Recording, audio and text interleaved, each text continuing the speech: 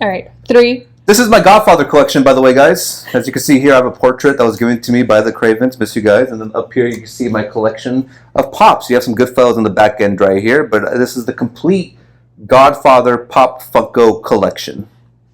Also, shout out to my Lainey record. Sequel, the podcast. Join us on this ride. Fun discussions every week with insights far and wide. Far and wide, we'll learn along as we break it all down. Marissa, Looney, Joseph, and Ryan, the best hosts in town. Hey everyone, welcome back to Podcast Sequel, where we discuss the good, the bad, and the continued. I'm Manira. I'm Joseph. And as discussed by Marissa and Ryan in the last episodes, with it being the month of romance, the month of Valentine's Day, we decided that we're going to be doing a couples thing for the month. So now you guys are stuck with us for the next 2 weeks. Hooray! This week we are going to be with the upcoming release of Bridget Jones' Mad About a Boy. Is that what it's called? Yes. Straight to Peacock, right? Straight to Peacock, yes. No theatrical release. No. We found that out while we were doing our rewatch. Of Bridget Jones, yes. Mm-hmm. We thought it would be fun to talk about Bridget Jones' Diary and Bridget Jones' Edge of Reason. So before we talk about Edge of Reason, let's talk about Bridget Jones' Diary. Joseph, hit us with the numbers. Well, first, I just wanted to start with, this is one of the first rom-coms I ever remember watching. Mm-hmm. My mom watched many of rom-coms, and I feel like this one is near the top. So rewatching it again for the first time in over 30-something years. It was interesting. It was a different take on things, I guess. Because watching it as a kid, it's like... It's different. It's an adult movie. Probably shouldn't have been watching that movie as a kid, but, you know, I ain't complaining. I grew up the way I grew up. But number-wise, budget had $25 million into it. Mm-hmm. Box office, $334.2 million. Huge hit, huge success. So killed at the box office. And it has a cinema score of a B+. I don't know if you feel indifferent about that. I think B+ is decent. I would probably give it like an A-. I would give it an A-. Same thing with you. I grew up watching Bridget Jones. I personally think Bridget Jones' Diary is one of the better rom-coms in general. Mm-hmm. I think it was a great movie. It came out at the perfect time in the early 2000s. Yes. So this movie came out in 2001. I think it stands the test of time as one of the greatest rom-com movies to ever come out, in my opinion. I still think it's a great movie. I love Bridget Jones' Diary. Rewatching the first one the other night, I did enjoy it. I did see the appeal of it, and I think the story, especially when we get into the second one, this first one story is spectacular. Yes. I do dig a lot of things that they brought up, and I will get into it when we get into the review. Would you like to know some of the actresses that were considered, though, to play Bridget Jones other than Renee Zellweger? Yes, hit me with it. Some of the other casting choices were Emily Watson, Cate Blanchett, and Cameron Diaz. I personally cannot picture anyone else being Bridget Jones besides Renee Zellweger. I think she was the perfect choice to be Bridget Jones. I know we talked about this before, about like the whole idea of like physical comedy. I think she did a fantastic job. Yeah, that was one of my notes from the rewatch, was her physical comedy, her awkwardness, the way she presented herself, I think carried the film for me. Yes. And I think for Bridget Jones itself, she's a very messy character. She's not perfect whatsoever. She's very flawed, very insecure, and I think that's what makes it relatable to a lot of people watching it. And I think someone like Cameron Diaz was a bombshell back in the early 2000s. Yeah, it wouldn't have fit the story that they were trying to tell. It's like Renee's, I'm not going to take away from her looks, because like that's a big thing in my favorite movie featuring her, Me, Myself, and Irene. But I think Cameron Diaz would have been like too much. Coming off of like the Charlie's Angels movies where she's a bombshell on that. The Mask was a few years like in the 90s, but still everybody was like, it's Cameron Diaz. It's Cameron Diaz. Not taking away from Renee Zellweger, but I think she fit the character so well. And again, like you said, her physical comedy in this movie is spectacular. I really enjoyed it. I think that was, for me, the highlight of the film. I agree. I think she did a fantastic job as Bridget Jones. And I think that's why I love it so much, is because she's a very relatable character. She portrayed Bridget Jones as a relatable character, and I think she did a phenomenal job. So one of the things that I found out, so Bridget Jones' Diary is actually based on a book series. Yeah. I did not know that it was based on a book series when I was younger. I found that out. eventually. Yeah, me neither. I thought it was just like an original idea. Yeah, so it is an original idea. So originally, I know. Yeah. So originally, the book is it's based on Helen Fielding's book that was Bridget Jones's Diary, released in 1996. So just a few years later, they made a movie. So originally, the author Helen Fielding was struggling to make ends meet, living in the West End of London. So in order for her to kind of like make ends meet while she was writing her second book, she was approached by the London Independent newspaper to write an anonymous column about a 30-year-old single woman living in London. Mm-hmm. So she wrote the column. It became so popular that she revealed her identity, and instead of continuing her second book about, I think she was writing a series about like the living in the Caribbean or something, like a romance novel in the Caribbean, her publicist told her, scratch that, let's write Bridget Jones's Diary. Let's take what you wrote in the column and make it a book. So she wrote about her life. And basically, Bridget Jones is based on her life. And then her second novel, instead of it being whatever it was supposed to be, is now Bridget Jones's Diary. Nice. And she's written 4 books so far about Bridget Jones, and each one of them have turned into feature films. Yeah. Yes. One more note on the casting thing. I did have one more fun fact. Like Kate Winslet was also considered for the role, but she was 24 years old at the time, and they viewed her as too young to play the role. Which is interesting, because nowadays you have a lot of older people playing younger characters. I've never heard of anyone being too young to portray someone. But then again, Bridget Jones is a woman in her 30s. So speaking on casting, there's one fun fact that I had. So originally, when the author Helen was writing the book, she portrayed the role of Daniel Cleaver, who she pictured in her mind is Hugh Grant, and then for the role of Mr. Darcy, she pictured Colin Firth. And originally, when the book was optioned as a movie, it was supposed to be just kind of like this low-budget indie film. And as soon as Hugh Grant and Colin Firth said that, yeah, sure, we'll play these characters that you based on us in real life. Well, we all know Hugh Grant's never going to say no to any role. Yeah, I mean, he'll complain about it, and I assure you, he will complain about it, but he'll never say no. Yeah, so I think ever since they attached themselves to the movie, it became this kind of like a bigger budget, no longer considered an indie film, because back then you have Colin Firth and Hugh Grant, who were popular in the 90s, early 2000s, making all these like rom-com movies, which are near and dear to my heart. Yeah, let's get into it. Yeah, just off the rip, it's again, she's the highlight of the film. A lot of terrible people in this story, man. For one, the mom. Oh man, I told you. She's a terrible mother. We watched it the other night. I just absolutely despised the mother. And then again, we're going to get into spoilers, folks. So if you have not seen the Bridget Jones series, if you want a quick recap, we're going to get into some spoilers talk. So just heads up. But yeah, the mom leaving the dad. I don't remember that at all. I remember certain things from Bridget Jones, but I don't remember that specific part of the story. So when she leaves the dad for like this con man who's selling jewelry that every grandma in America watches every now and then, it threw me off that she's just like, oh, I left your father to be with this guy, and then he just takes her back at the end. Now I'm not judging, but also, brother, have some respect for yourself, dude. Like, your daughter's old already. Not old, but she's in her 30s. She's already moved out. She has her own career. Him taking her back enraged me. And I know that's not like a big plot in the movie, but it kind of is, because Bridget has to also deal with the ramifications of her parents' relationship falling apart.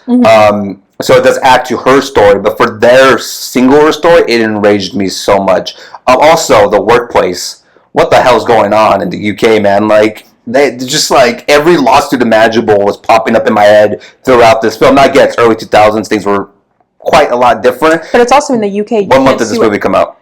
I don't know. What month did Bridget Jones come out? Can you pull that up for me, Jamie?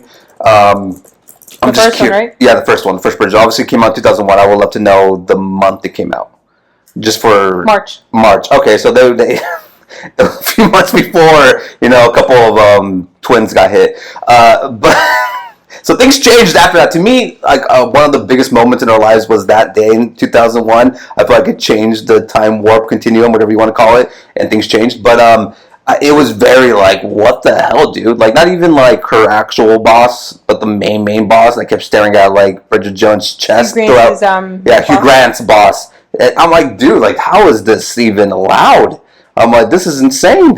It was just like. I guess it's just because of where we're coming from now. We're watching it from the lenses of our eyes from this generation that we're in. that was completely enraging. And then Hugh Grant's just a douche, an absolute douche. In real life and in the movie. But I think it works for him. No, it fits the character absolutely great, because you remember when she's writing her first passage in her diary is like specific things that she doesn't want to find in a man, and one of them is a pervert.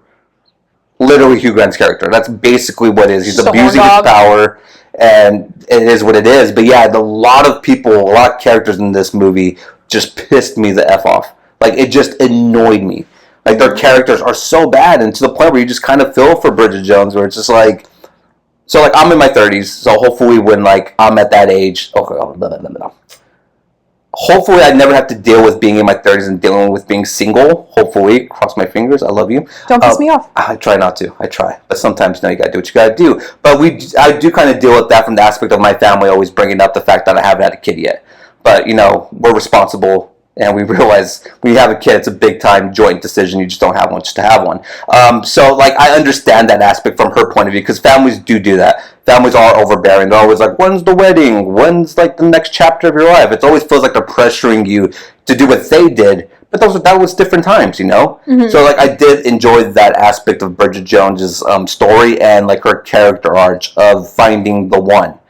Because Colin is just somebody that's dealing with also a victim of divorce and being cheated on.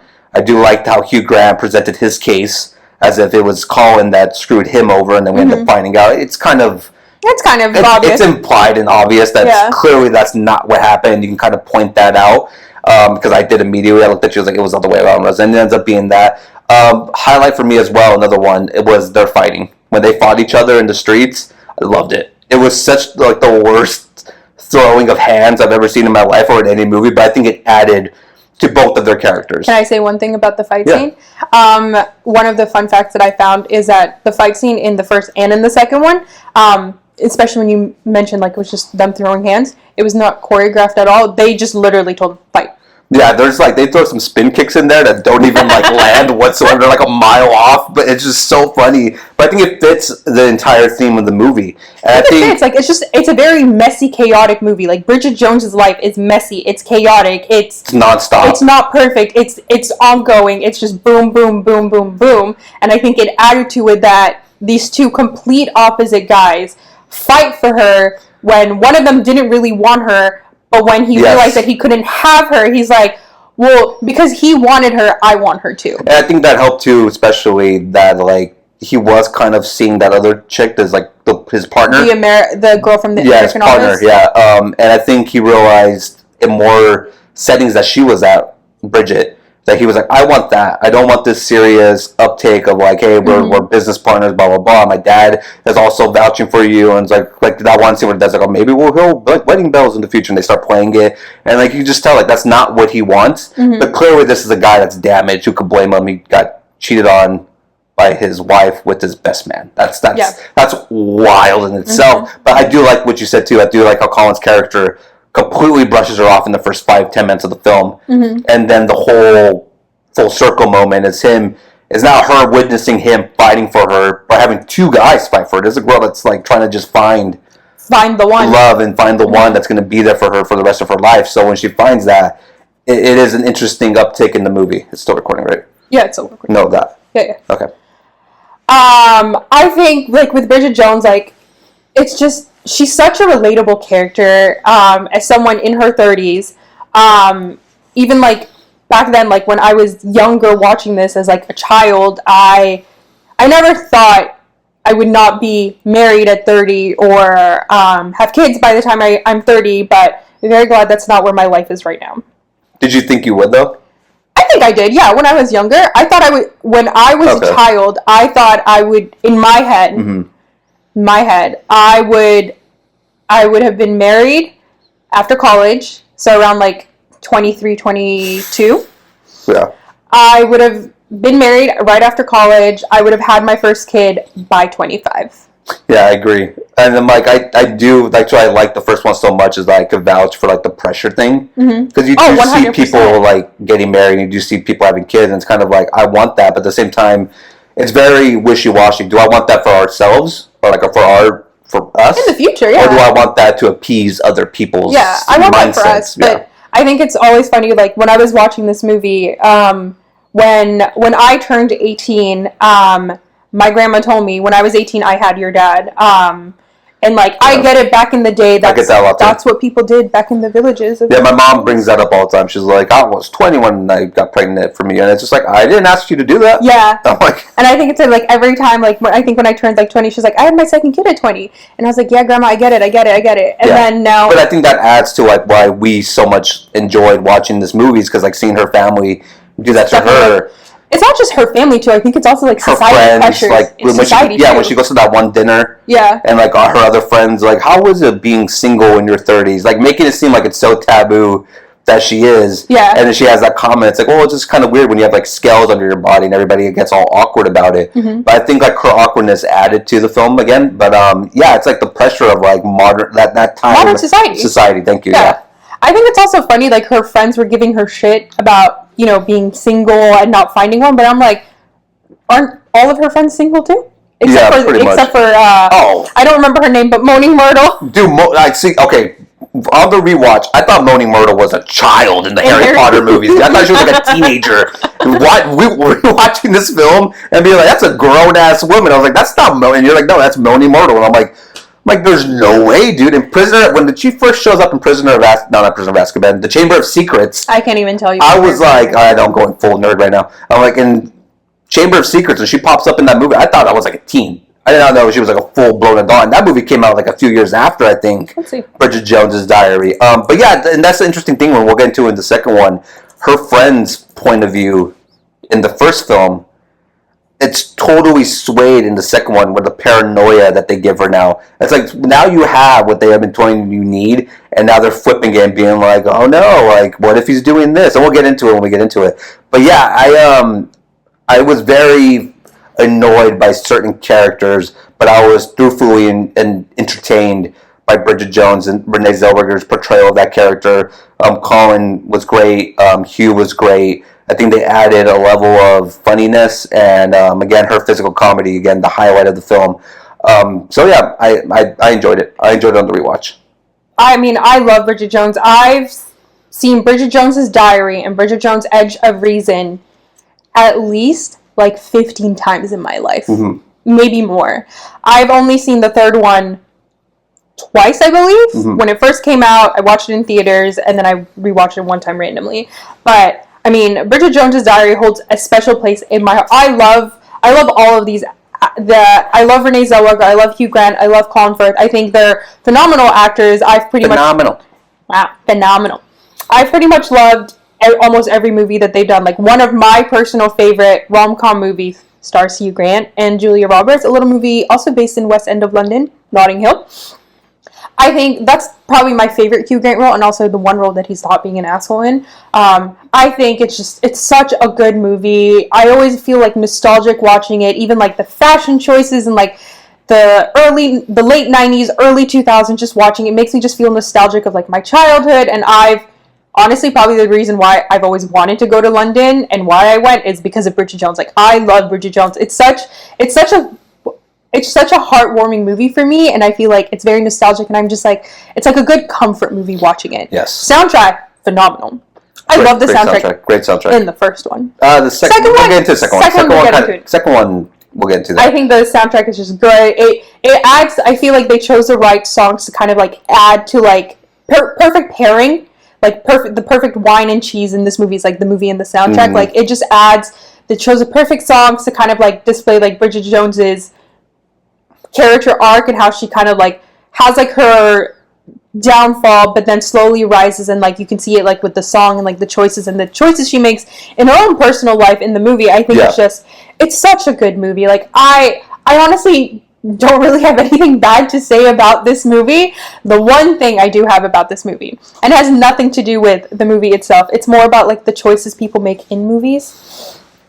Look, it doesn't snow in London. I complained about this to you, and he was just like, you're ridiculous. You are ridiculous, because you ever heard of a magical place called Hogwarts? It doesn't snow. It snows in Hogwarts. I'm pretty sure it snows in the UK. Look, Hogsmeade? Is that a real place? It is to me. Alright then. Heard. It's if it snows in London, it's such like a rare occurrence for it to snow in London. Like, has it snowed in London before? Probably. Has it snowed as much as it did in the beginning of Bridget Jones? No. Even in the countryside, another movie. I mean, the ending, it was excessive. I mean, the other movie that I have a problem with that snows in London is The Holiday, but we'll get into that. But I understand them trying to make it a Christmas movie. Great. Don't you ever just it's a great movie. It's such a good movie. And I think, so one of the things that I read about it is that the snow in Bridget Jones in the beginning, and why they made it like a Christmas movie in the beginning, is because the director and everyone was inspired by A Wonderful Life. So they wanted to kind of have like the snow, the nostalgia, so the that scene of her running in the snow to him, where he's just buying her another journal. I've never seen A Wonderful Life. I'm pretty sure it's inspired by that. I don't know. I haven't seen A Wonderful Life in such a long time. I watched it a long time ago. Long time ago. So should we rate this bad boy? I have one other thing to say. Yeah, go for it. One other fun fact, which I think is such like a great addition to like why Bridget Jones. Actually, I have two things. So sorry. I'm so sorry. One of the things that about Bridget Jones that I thought was interesting. So Bridget Jones's Diary, obviously a movie about a female character. This is the first movie in Hollywood, first trilogy movie. I don't know about the fourth one, the new one, but it's the first trilogy in Hollywood to just be directed by females. So I thought that was a cool fun fact. It adds to like the women empowerment. First. Okay. First trilogy in Hollywood to be directed just by females. Mm-hmm. So I thought that was a little fun thing. That's awesome. I have this other thing that I wanted to bring up. There is this. No, not that. I was going to say a joke, and I'm not going to say it. So this is my my analytical brain thinking. So there is this theory, specifically in pop culture. It's called the theory of 30. And essentially, it's just that the idea that cultural trends try to repeat themselves every 30 years, meaning like style, fashion, nostalgia, and like anything. So like pop culture wise. So obviously, the 90s fashion are big back in now, the early 2000s. So that's 30 years ago at this point. Planes too. Stop it, Joseph. That's a fact. It's true. That's a fact. A lot of plane crashes in 2025. Oh my god, I can't even think. 2000s as well. Okay, so the only reason why I bring this. So apparently, Gen Z are the generation after us, and like what's currently trending right now, Bridget Jones's Diary, and Bridget Jones in general, is one of the most popular movies talked about on TikTok. On the ticker? On the ticker, specifically by people of the ages 18 to 25. Really? There are 3.5 million videos by Gen Zs dedicated to Bridget Jones and why it is such a relatable movie. And I think it is a relatable movie. I think this is a movie that transcends generations. Yes, it's an early 2000s movie, but it's relatable to this day. You see now more and more people are not getting married in their 20s. They're getting married in their early 30s to mid 30s, and I think not married at all. And I think they just live together. They're kind of just not going by like societal standards 30 years ago. And I think this movie itself, like I relate to it to this day. I'm in my 30s and I still relate to this movie. I think it's interesting to see the newer generations are also relating to this movie, and they're like, yes, it relates to our lives, because now and more you see like women want to get a career. They want other things besides just the romance. They want a homebody. Yeah, they want a life too. That their whole life is not just we need to go to school, get married, have children. The typical quote unquote stay at home mom. Yes, that is not what used to be. It was acceptable at a certain point. We all remember all those old school fucking films they used to show nowadays, where like the mom's just baking and the dad's at work with this top hat walking out with a briefcase. Yeah, those days are over. Women could do their own thing, and I think that's awesome. I think it's great. And I think this movie really showed that, because you see her at one point have a job, which she could have kept because he didn't want her to quit. Hugh Grant's character did not want her to quit. But she said, F this, I'm going to go find my own career. And she becomes not a news anchor, but a reporter. Yeah, a news reporter. A journalist, yeah. And it ends up working out for her because obviously all the events that take place. So she's the one that takes that leap, and it ends up working so well. Like her character arch, from when the moment that you first see her in that Christmas party to the end moment, it's a great part of that film. Mm-hmm. It really adds to the film. It really adds to the story in itself. So yeah, it's a really great moment. Yeah. Let's go into our rating. Sure. Do you want to go first? Yeah, sure. I do love this film. I think it's really enjoyable. I was not bored. I think I was more invested in it than you when we were watching it. I mean, I love this movie.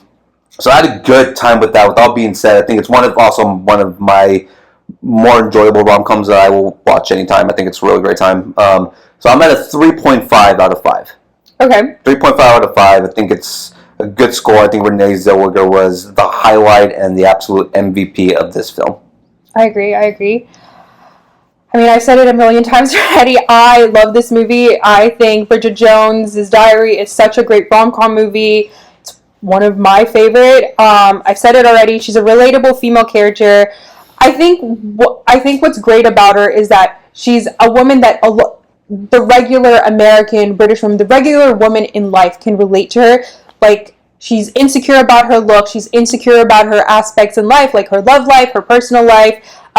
She's honestly just a flawed woman trying to figure out how to adult. And I can relate to that. I think a lot of people can relate to that. I'm in my 30s and I'm still trying to figure out adulting. It's real hard. I mean, I'm in my 30s and all I care about is Luka Doncic. So what's your score?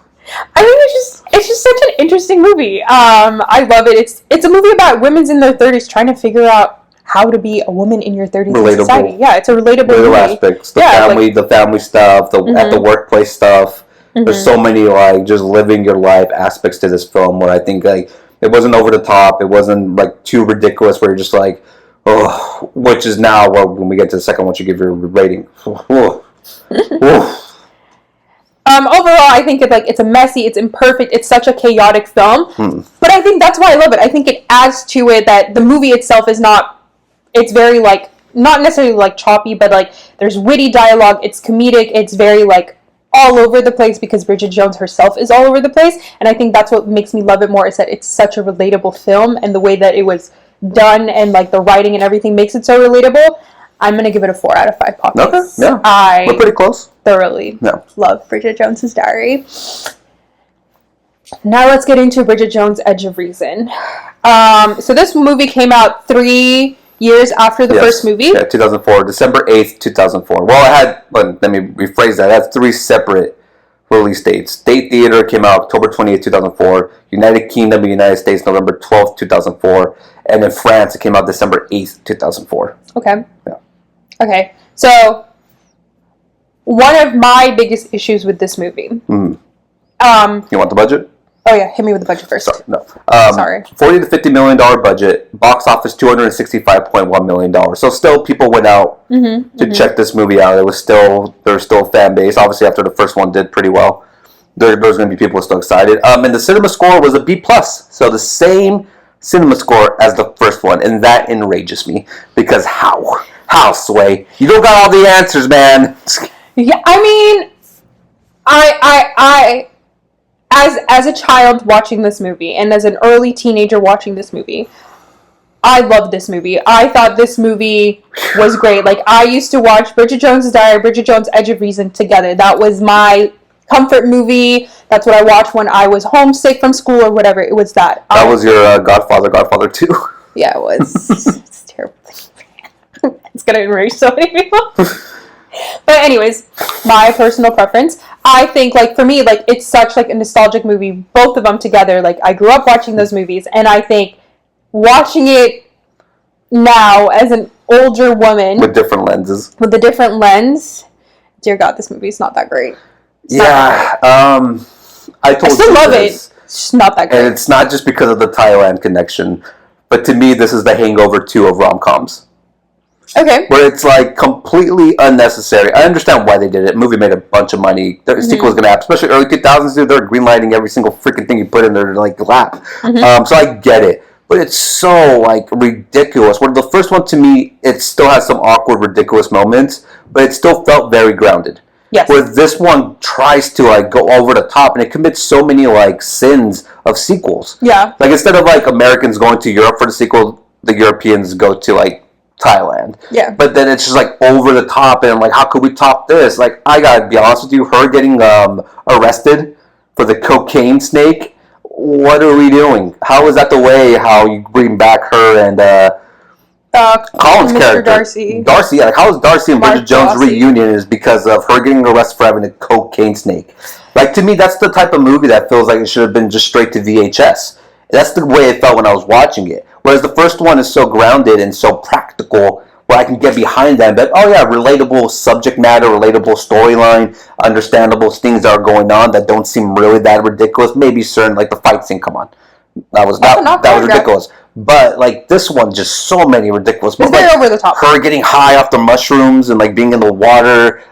Hugh Grant's character still being the scumbag. I totally get that vibe. That was probably one of the Daniel moments. Cleaver. Yeah. And just like there's certain things I just disliked about it. And one of the biggest things was her getting arrested for having cocaine and like only being there for like 2 weeks, a week, or something like that. The timeline's very like weird in this film, especially when we go into this film. I asked you immediately, what's the timeline? That's my biggest issue with this How movie. long is it between the ending of the first one and the beginning of the second one? When you told me 6 weeks, the way she's acting with this guy, I'm like, sweetheart, that's why you're not going to hold a man down. Like, you're so overbearing. She is very overbearing. That's my biggest issue. So, the movie, 3 years later, second one comes out 3 years later, 6 week span from the start, because she says it's been a blissful 6 weeks with Mr. Darcy. Yes. Girl. Cringe. I'm at a loss for words. I'm the type of person who I cannot handle clingy people and people who are very needy. And she was just so over the top and like so in love with him. But I mean, like, very typical of Bridget Jones. You also have to remember in the first one, her first weekend getaway with Daniel Cleaver, she asked him in bed, "Do you love me?" Yeah. And he kind of just dodges the question by like trying to get her naked. Yeah. So I was just like, I mean, it feels like it's her first serious relationship, and I 100% get that because people do that, but it's just people do stupid things in their life. But I think there was a way to do that where it didn't have to be so cheesy and cringy. Yes. Like they made it so like it's very over the top. It just felt like they're like, we're gonna put you in like ridiculous moments. Like you're gonna climb on top of his building and look, and you're gonna slide down and have dirt. Like the dirt on her face was so annoying because then like a few scenes after that, it's the makeup smeared all over her face. Mm-hmm. It's like, how many times are you going to make this character look so ridiculous where now it feels forced? Like her physical comedy and her awkwardness was so sensible in the first one that it worked for me. In the second one, it's like, let's double down and be even extra and even be more ridiculous and even more annoying and even more like over the top. But it's like it didn't work for me as a film, as a story at all either. Like there's a story there to be told where she could be clingy and he could be that guy that is working with a young hot woman. No, he did that too, which that twist was like whatever, dude. But because I thought she was the bigger guy that was divorced too. Yeah. No, but like him being part of like the higher class in the UK. Mm-hmm. She even has a moment where she kind of pisses them off by being like, "You have to help the homeless." But like that moment for her, that was Bridget Jones to me. Mm-hmm. Her being like scoffing at the idea of not helping the homeless, like that showed her like her purity and her heart and stuff. Mm-hmm. Her like going through all these ridiculous like moments throughout the film did not help whatsoever for me to advancing the story. Even at the ending when he finally does propose to her, it just felt so like it felt forced. It felt like a wet fart. It just felt so bad. Like I did not enjoy this as much. There were some funny moments, but not enough for me to actually enjoy the entirety of the film. I just feel like they committed so many sequel sins that a lot of sequels in the early 2000s committed. It's a very like straight to VHS early 2000s film to me. I understand why they did it, but they just went completely opposite of what made the first one really good. Mm-hmm. So yeah, I had those issues. I have a couple of things that I want to add to your point. So one of the things, you mentioned it, when they go to Thailand, the whole like cocaine snake thing. I never noticed this when I was younger, but when we rewatched it, the whole airport scene, I feel like maybe her friend knew because she rushed out of like security when because she like does like her double take, looks back and was just like running out with like her suitcase. So it makes me wonder, did her friend know that there was cocaine in that snake? Pretty fucked up if she did, but also like making that Jed Judd character that they had to find, I was just like, what? So great. It's just an unnecessary thing. Like, yeah, like we tracked him down. He was in Dubai, then he went to Saudi Arabia, then here in Singapore, Hong Kong, wherever the hell he went.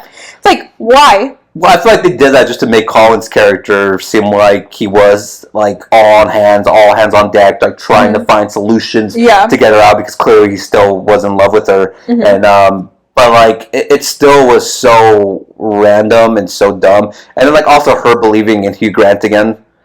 Oh, you poor girl. You poor delusional It's so girl. dumb. I'm like, especially, it's only been a few fucking weeks. Yeah. If it was like a few years and you're like, and he's like, oh, it's been 2-3 years and I've been healed and I have a stupid ring or a coin, whatever they get. Cool. Like an AA clip? Yeah. But like a few weeks, because they do have that for like people that. Sex. No Diddy. But like, for it to just be like a 10 week, 6 to 10 week span of time, for it to just be like he's fine now and she hooks up with him. So that there was a strong moment in this film. I think it's the moment where he does end up going to Thailand to get her out, and they have that moment together, and he's just like, I don't care about your love life, and you just see her heartbreak. Because like I kind of get his point of view too. Like he's really wasn't doing anything wrong. But he was a bore. I will say that. He is just a very stiff. But I think that's just who that's just his presentation. That's his presentation, and like. And she knew that. She did. Yeah. And to add on to that, I don't know why this. Another thing that bothered me. So in the first one, his job is a barrister, which is essentially a specific type of lawyer. Human rights, no? No, so barrister is just different. But then in the second one, he's a human rights lawyer. No, he was like human rights in the first one. Because remember, he freed that one guy. Oh, yeah. But they referred to him as a barrister in the first one. And then this one, now he's just a lawyer. So I was like, why? I don't know. It's such a small little thing, but it bothered me. And it only bothered me during this rewatch because I didn't pay attention to it, obviously, when I was younger. It was just ridiculous from top to bottom. It was so off the rip. I obnoxious. just wish the timeline would have been more skewed and better to deliver what they were going to deliver. Because it's just such a short amount of time to just be like, here, boom, boom, boom, boom, boom. And like the movie feels rushed. And then it doesn't. It just feels dragged, especially the Thailand scene. Yeah. It just felt like, why are we here? Why are they like doing this? Well, it's not doing any good for the character. Then the twist with his was this secretary or his co-worker? I would like to say assistant, but I feel like she was more than just an assistant. Like she had I don't know if she was an assistant, but like assistant secretary. So one, why is she in this house? Remember they had the meeting? Oh yeah, but he wasn't there. He was in a bigger meeting. He was doing that whole thing with like all the other. Yeah, but she was there. She's probably a lawyer, maybe. But paralegal, I don't know. her being in love with Bridget, I was just like, funny, but like also, really, that's your payoff from this whole spiel that just happened in the span of 15 hours. Like, I put in one of my notes is because you asked me when we were watching, it's like, is she in love with Mr. Mark Darcy's character? And I was like, no. And he's like, so who's she in love with? I was like, you'll see. During the dinner scene, Bridget's saying, well, that's another thing too, the dinner fucking scene. If you're going to invite somebody, especially your significant other, let's say I invite you to like a Christmas party or something. You're sitting next to me. I'm not going to put you, I don't care if I'm embarrassed of you, then we should not be together. That's as simple as it is. That's a red flag. That's the end. Yes. If I'm inviting you to a dinner party, you're sitting next to me. I'm not going to have you sit like, I thought they were at separate tables at first. They were on the same freaking table, like 2 fucking seats down. And like the guy that she's sitting next to, I thought that was the guy that the other girl was going to be in love with.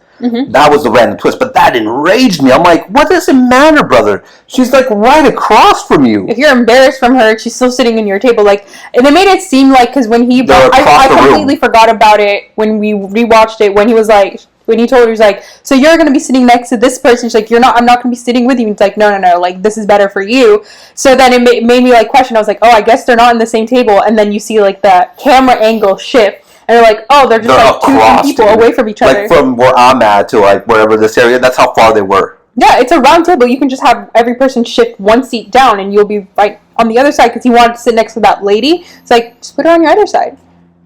Yeah. Okay. Yeah, that was so enraging to me during that scene because I'm just like, what is the fucking point? I'm like, this is so stupid. I'm like, if they were across the room or like 3 tables down, I think it would have been more impactful for that certain element, for that specific storyline. But the fact that they're like on the same table, just like 3 seats down, like I'm like, what? Like, why? What is the point? Like, if you're gonna do that for the story's sake, make it more effective. That to me was such a lazy way of being like, well, she's not right next to him, so she has. It's like, no, that's dumb. That's just dumb. Like, just put her across the room or something. That to me would have been more impactful for her story, especially the story that they were telling, that he's embarrassed of her and she can't take it anymore and blah, blah, blah. That would add more value. That was not what I wanted. Yeah. I put it down here, and like when obviously Rebecca confronts Bridget, and she confesses that she's in love with Bridget, I put it, and then in my head I just did like the whole like Marissa when she looks at Ryan in movies, like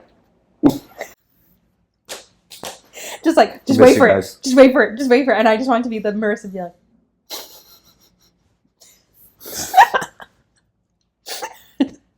Love you guys. But I feel like, and I agree with everything that you said. This movie, as much as I love Bridget Jones' character, they did her dirty in this one. They did her so dirty. Everything that she overcame in the first one, like all of her insecurities. She's with a man who loves her for who she is. Despite, he doesn't care about her looks. At first, I feel like she didn't embarrass him, or he was not embarrassed of her. And I think it wasn't until she constantly kept bringing it up that he was like, oh, yeah, what you did there? Not cool. But he never said he was embarrassed of her until she brought it up, until she keeps bringing it up. She embarrasses herself. She contradicts everything that she contradicts. This movie contradicts every single thing that she built up for herself in the first one. Yes. And just slaps the audience in the face that doesn't matter. She's still going to be this way. She's still going to be insecure. She's still going to be a flawed woman, which I get. That's who she is. Yeah, that carries over. But there's times where it was just over the top. Yes. Yeah. It was very obnoxious, very over the top. And I was just like, it just ruined who Bridget Jones is to me. I think with this one, it's just very... They made her so insecure, very flawed. They still made her like the flawed character that who she was in the first one. But overly worse. I get. But I feel like and you mentioned it, like all the progress she made in the first one, where she's in a secure relationship and she is confident in who she is. She progressed in her career and everything. Especially since he went out of his way to make it very clear that he's in love with her just the way she is. Yes. So for her to do a complete 360 and to question that. And also, like I said in the first review, was that like her friends are very like, you need to get married, and then this one they're like, he's cheating on you. If he says this, then he must be cheating on you. They become like total assholes. Like in the first one, terrible. The first one they're terrible, but they're also kind of funny. This one they're just 100% asshole. There's no in between. They're just dickwads. Yeah, and honestly, and I agree with you. I think her friends are just they're being total douchebags for no reason. And then she kind of mentioned it when your friends all want you to be happy, to be in a relationship, until you're happy, and when they're all single, they want you to be miserable like them. Should have just flushed money more down the toilet. I think, and this is like a different thing. I think I would have enjoyed the whole Thailand scene. I wish she brought her other friend with her. I don't know if I would have wanted Moaning Myrtle's characters, whose name I don't remember, or the gay guy with her. I didn't care for Shaz, the one that she brought with her, but I get it, part of like the drug dealer storyline. Yeah. I kind of would have liked it more if she brought someone else with her. I think it would have added to it. I don't know who else she would bring though, because I feel like everybody in her life are just like assholes. Like the only one I like from her personal life is probably the dad. Even though he's so nice. Even though he's a buffoon, he's probably the best part of her inner circle that I actually like. Again, the mom terrible, her family members terrible, her friends annoying. Like it's just there's a moment in time where it's like, where's the self-respect, you know? Mm-hmm. And again, that was pretty much the message to me, was that she found somebody that loved her for who she was. And then this one, it's like, nope, let me make every obstacle I could possibly make to ruin this relationship, and let me hook up with the garbage pervert that I already know is a bad person. And it's only been like 2 months since the events of the first film. Mm-hmm. I'm sorry, at that point it's like, as much as I like Bridget Jones' character in the first one, I'm starting to lose respect for this girl in the second one, because like you're just repeating the same mistake over and over again.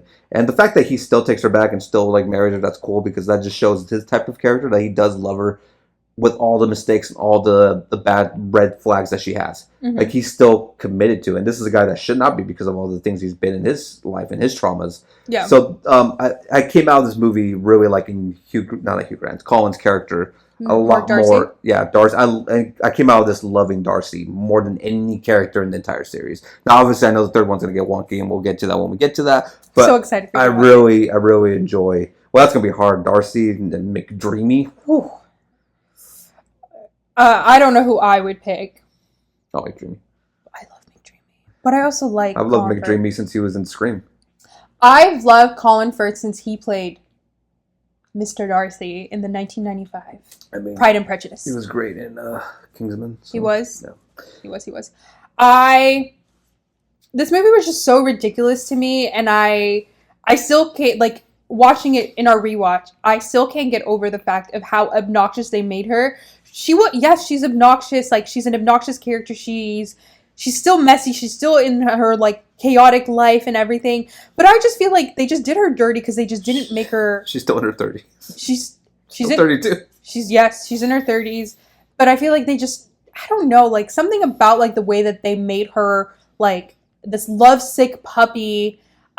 She loses all confidence in herself, goes back together with Hugh Grant, with Daniel Cleaver, and then just, like, the progression of her character, and, like, I didn't care for it. I think, like... It felt like a massive step back. Yes, it definitely felt like a massive step back in who she is as a character, and I feel like they kind of just, like you said, they just did a sequel to do the sequel.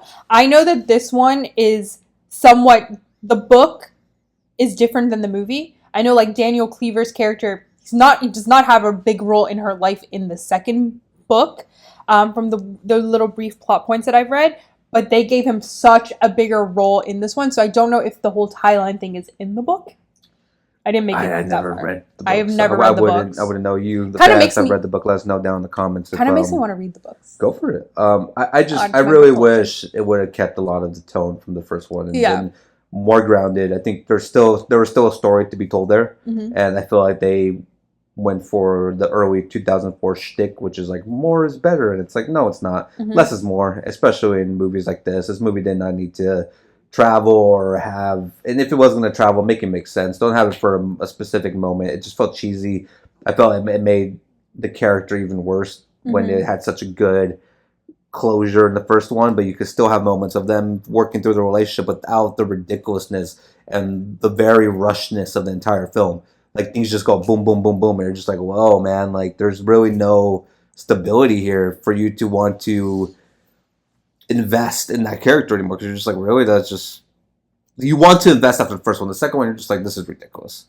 I really wish for this one, like plot point wise, I really wish that they did, if they still wanted her to be like this insecure, flawed character, I really wish they showed more of her flaws and insecurities in her relationship with Mark Darcy instead of her just being like, you know what, well, I want out because you're embarrassed of me and everything. I kind of wish they flushed that storyline out more, and that's what the second movie was. I didn't really need the whole Thailand and everything. I really wish it was more focused on them together as a relationship and her overcoming her fears. And she's very easily manipulated by She is. everything that's She's happening. Like very, that one, very what they predictable. call her, the octopus or whatever, that one chick that walked into the bar.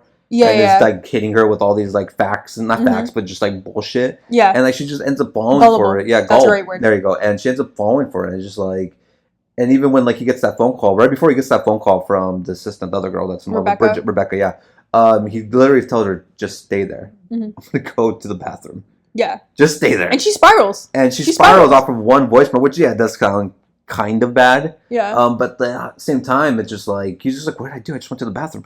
And it's like he's not really doing anything wrong. He is embarrassed her after she does it to herself. Yes. She causes the embarrassment. She caused the embarrassment based on like her own like insecurities and flaws and who she is as a person. And I feel like at some point, like that character needed to grow. It shouldn't Mm-hmm. have to be her in a Taiwanese jail cell Mm-hmm. singing Madonna for her to be like, you know what, he's a great man. And it's like, no, like you're just making terrible decisions, which in the first one you can pull off Mm-hmm. because it's the first one. But now in this one, with the timeline, it just doesn't work for me. Yeah. It's a no for me, dog. It's a no for me. Yeah. And I agree with you. I think that's definitely something that could have added to the storyline. Mhm. Soundtrack, since we mentioned the first one. Yes, I hated the soundtrack in the first half of the film.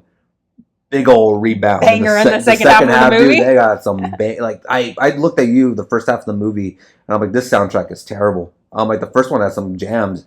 And this one is just swing and miss. And then as soon as like certain tunes show up in this film, I liked it. It had a good rebound. It's not as good as the first one, but No. it still has a great I think yours, soundtrack. like the soundtrack when it started getting good for you is when Daniel and Mark Darcy have their little fight in the Fountain Museum area. No, I think it started the Madonna one. The like Or version. the RESPCT. Find out what I don't say no thing copyright. They will copyright you even if you sing the tone. It's ridiculous. Welcome to the world of podcasting. Yeah, when that song played, and then it went to Madonna, and then it went to the fight scene. That was like, okay, cool. Fight scene was a little bit more funnier because it's in like that little lake, that little pond, a little water fountain. He's trying to drown. He's like, "What are you gonna do? Drown me?" And you just grab him and He's like, yeah. And like, there's just again, their fighting style is obviously so unserious, but like they literally want to kill each other, but like in the most lame way ever, and they're just like again their bicycle kicks they throw. It just makes no sense whatsoever. Yeah, and I think it adds, and you mentioned it, like you came out in this movie liking Darcy's character. Love Darcy. Darcy. I think it adds to it where he's no longer with Bridget Jones, but he needed the confirmation, not from her, from him to know. I will say big burn from Hugh Grant when they're both done fighting for a bit, and he's walking out of the water fountain, and he was like, "Why don't you just marry her? And then I'll sleep with her." And he just turns around and tries to drown him again. I'm like, that's a burn, dude. That's a fucking burn. And I think it adds to Darcy's character of like, like he does actually love her for who she is, despite all of her flaws and in her insecurities. Well, there's not much she could do. She just needs to get over it. Yeah, there was not much he could do. He wasn't doing anything wrong. He was not. He was just boring. He was giving her the cold shoulder and being a boring, stiff bore. But that's what she was falling in love with. That's what she fell in love with. And he loved her for what she was. Mm-hmm. She just made it a billion times worse throughout the film up until the point where she comes back. And even when she comes back and meets up with her friends, they have to tell her all the things he had to do to get her out of jail, which would not work in real life. That's not how that works. You get caught with cocaine in an airport in Taiwan. That ain't going to work out that easy. I'm telling you that right now. Mm-hmm. So even then, she still has to tell him all this stuff. And then she goes chasing after him. Like, what would happen if nobody told her? Mm-hmm. He wasn't going to tell her because he's not the type of, that character's not the type to brag about what he did for her. Yeah. He's very just like what he's about. So it's a lot of interesting and I think bad a lot of choices were made. Script and directing issues in this film. So yeah, I'll let you finish your. That's honestly pretty much all I have. Okay, so but saying I'll just get into my quick rating.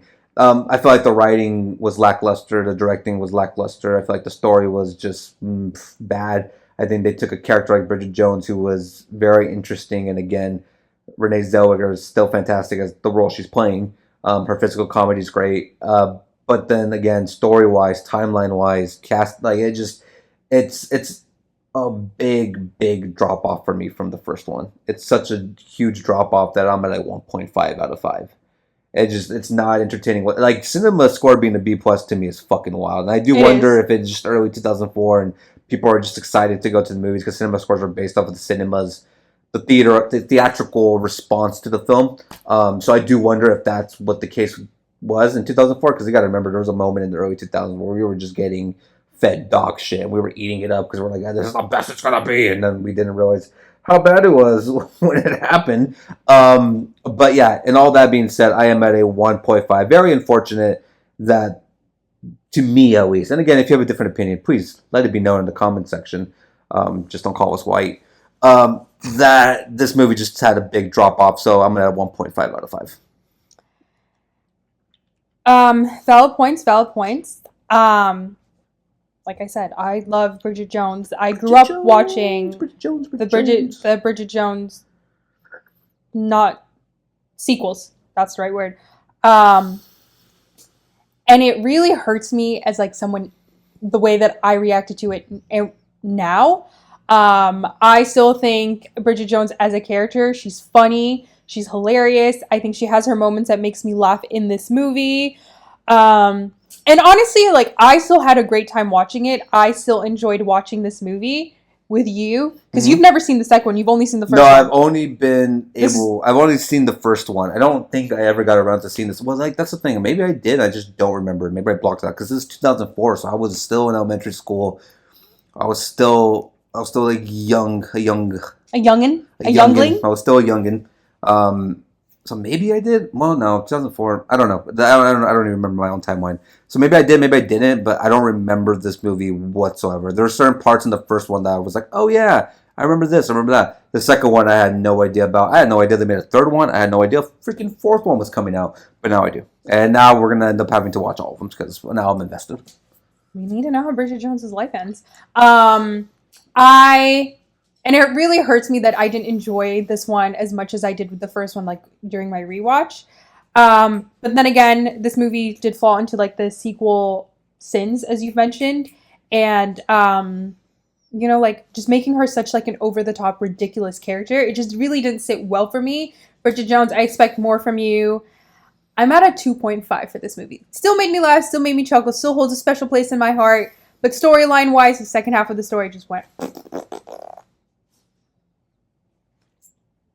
What? It'd be like that. It do be like that. It do be like that. It do be like that.